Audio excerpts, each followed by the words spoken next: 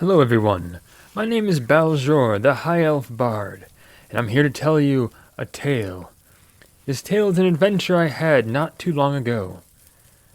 I had gone to a city in a distant land, and I had gone there to earn some coin, to tell some tales in the local tavern, to hear of any rumors, to maybe find some more tales to tell. In my work at the tavern, in my telling of stories, I heard of a story. I heard of a quest. The Countess in this city was looking for adventurers. Adventurers to deal with a delicate matter. So I went. I went to the Countess's estate, but I wasn't the only one, for you see, there were 3 others who had come to this town and heard of this same quest. You had Zara, the halfling warlock.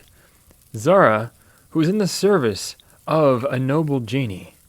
She was looking for animals for this genie's menagerie, and she was looking for a very specific black-spotted leopard. You have Cheese Biscuits, the dragonborn warrior, who came to smash things with his hammer.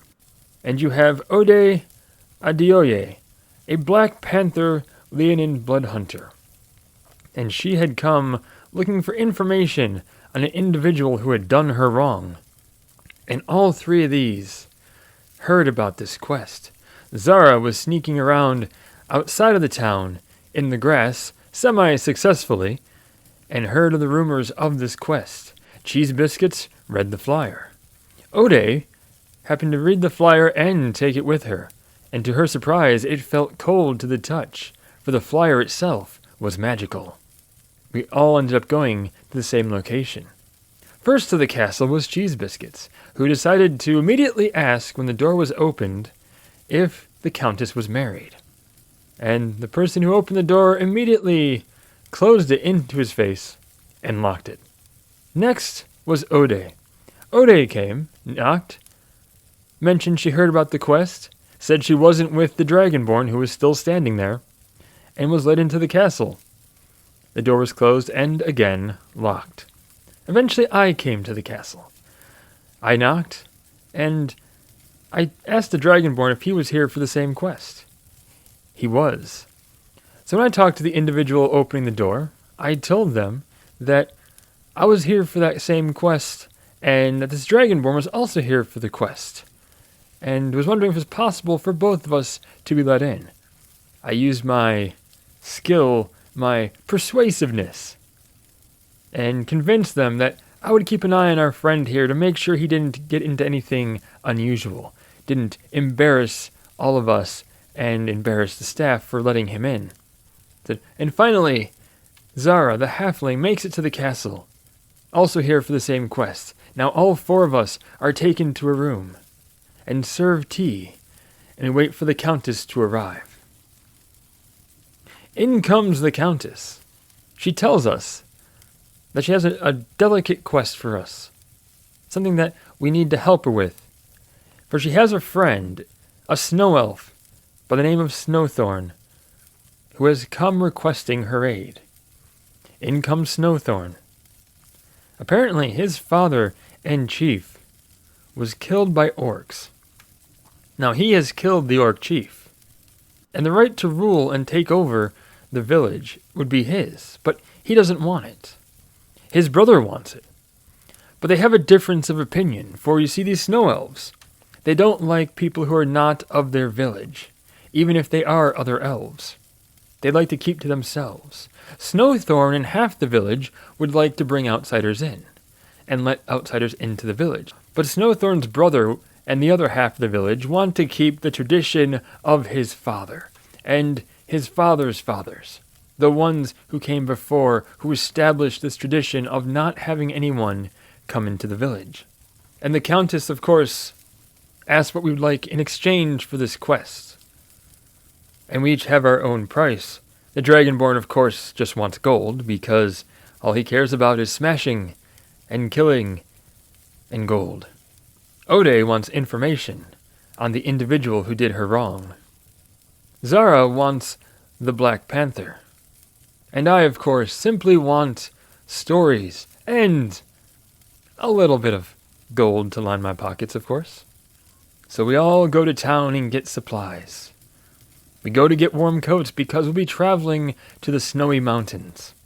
Ode buys one, and the shopkeep asks about, buying a second one, so I step up and pick one out, pointing out that being a Leonin, she doesn't need a second coat because she has fur, but I could use a coat for myself. She pays and immediately walks out because our Leonin friend likes to keep to herself. The halfling, of course, buys a coat and is distracted by its fashion and beauty. The Dragonborn has no need for such things, so he immediately goes to a weapon shop to buy arrows. And there he finds arrows that are called frosted arrows, but they're only frosted because they are white in color and have no cold effect. You will find that the shopkeepers in this town are very unusual. Ode goes to the horse merchant, asks for 6 horses, to which she's told they have 6, but when she asks for ones good with snow, they only have 5.5, for one is a pony. And that's fine because we have a halfling in the party, so a pony will do perfectly well. Then asks if we need saddles. And then asks if we need saddlebags. Then asks if we need reins. And then asks if we need horseshoes. This merchant is really trying to milk us for all we can pay him, apparently. But we get the horses. I go and buy potions, because I figure, well, we're going to be battling orcs. So I figure we're probably going to need some potions. For orcs are the problem these snow elves are having.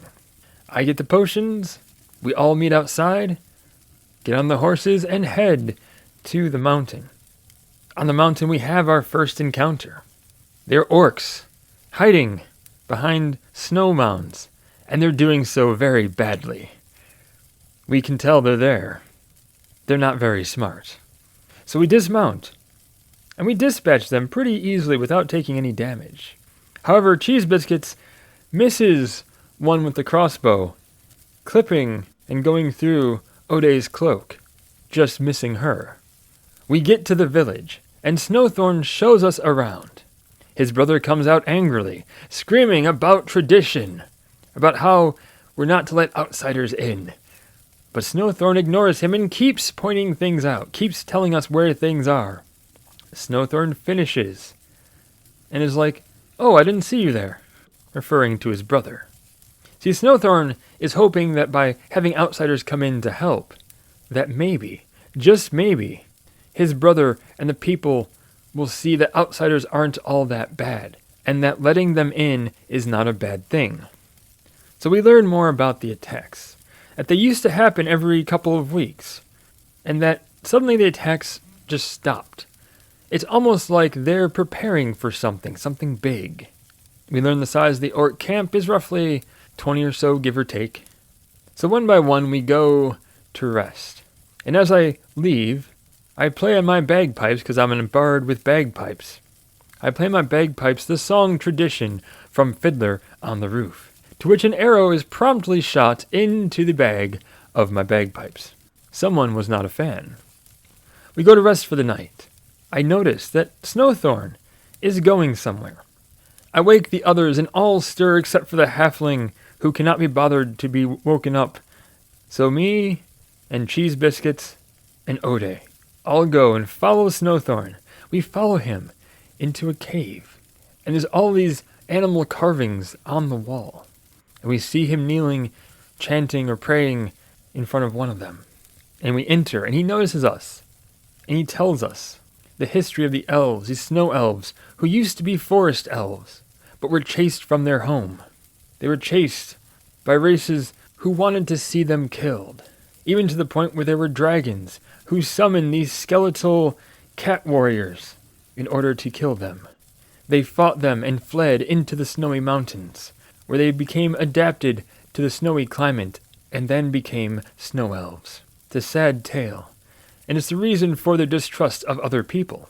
Upon hearing this, we leave, but not before Ode touches one of the carvings and gains an advantage on striking opponents early. So we go back and rest until morning. And in the morning I awake and find my bagpipes have been shredded by claws, to which my companions just shrug and have no idea. So we ride our horses just outside of the camp, park our horses at a tree, but to make sure we know where our horses are parked, we mark the tree with an A5. But not just a common A5, but A5 in halfling. So we start raiding the orc camp. And of course, Ode sneaks forward and is successful at not alerting the orcs. When Zara, our halfling, tries to sneak, apparently she is also the least sneaky halfling because she alerts one orc, and then the other two are shortly after on alert. Cheese Biscuits move closer to engage. Of course, Ode moves forward in order to attack one of the orcs. I decide to cast Minor Illusion to make it look like the one tent that's next to the orc closest to everyone is on fire, to which that orc starts panicking and runs towards the tent. My next turn, I was able to sneak up and get a sneak attack on this orc who wasn't paying attention.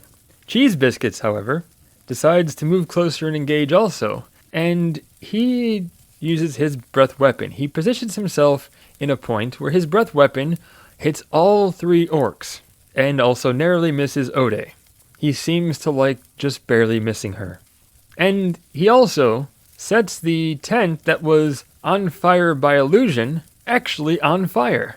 Not sure if this is clever or just accidental, but in either case, it works. Eventually, we manage to defeat all three orcs.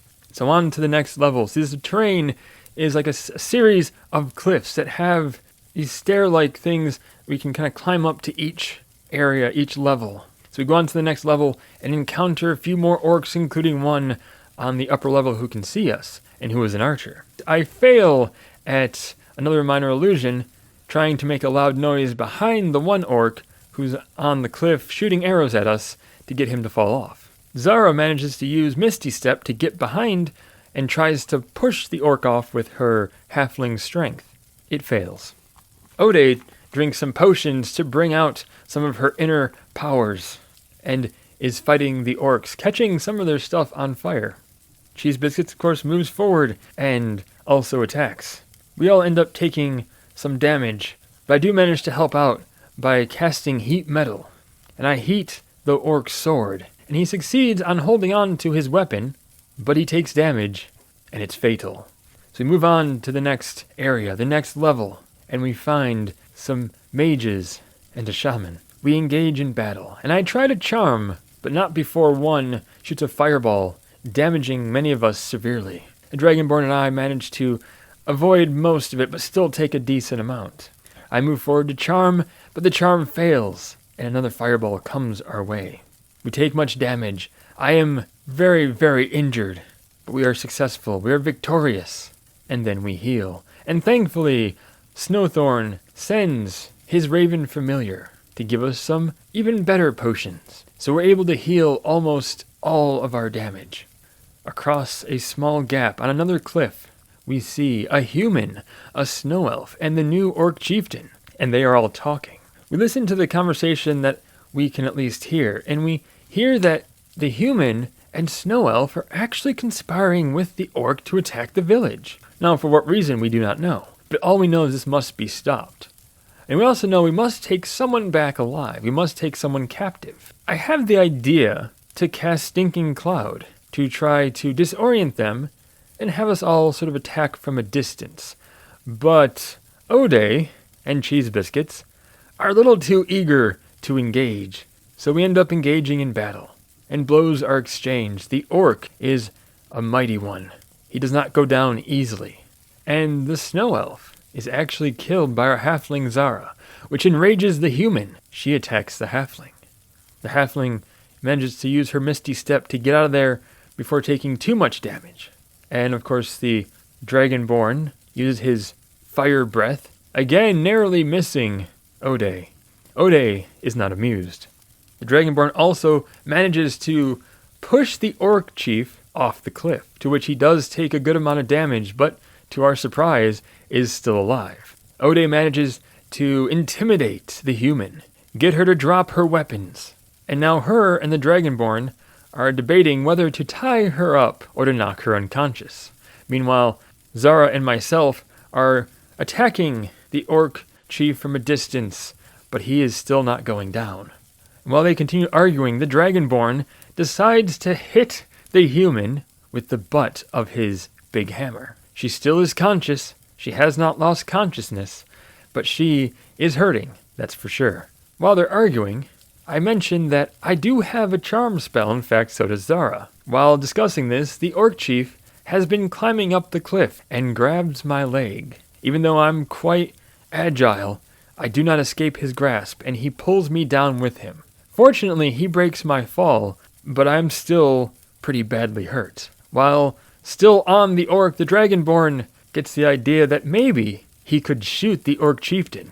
I hold up my hand as a signal for him to stay, to not do anything, because I am on the orc chieftain still. I have not been able to climb off, and he sees my signal. He understands my signal, but he is eager to kill the orc, and so he attempts to shoot between my legs, and thankfully, he misses. I climb off the orc chieftain, and I stab him, finishing him off with my rapier. Meanwhile, the tent by the orc chieftain contained treasure, and it's now on fire. I'm at the bottom of the cliff. I could care less about treasure at this point. I just want to get back and report our quest to be finished. Ode is of the same mind as is Zara, but our Dragonborn uses snow to put out the fire and takes the treasure himself. He can have it. We get back to the village. We find out that the snow elf is actually another shaman, and the human is from a nearby village, and there's been some trouble between the countess and the nearby village. Snowthorn is going to interrogate the human, which of course is going to involve some unpleasantries. The Dragonborn seems very keen on wanting to watch. The rest of us leave, taking all but one horse. We get back to the countess, and we are rewarded according to our deeds. The Dragonborn is given his treasure. Ode is given her information. Zara is given a panther that has just been captured. Myself, I am given access to a treasure trove of stories from various adventures. Now you might ask, why did the snow elf betray his village? What was the information gained from the interrogation? To be honest, none of us really cared. We were glad to be done and to have gotten out alive, especially myself. I am very glad to have not been shot between the legs. But that was our adventure, friends. I hope you enjoyed this. I hope you found it amusing. I hope you found this enjoyable and soothing. But until next time, I bid you farewell.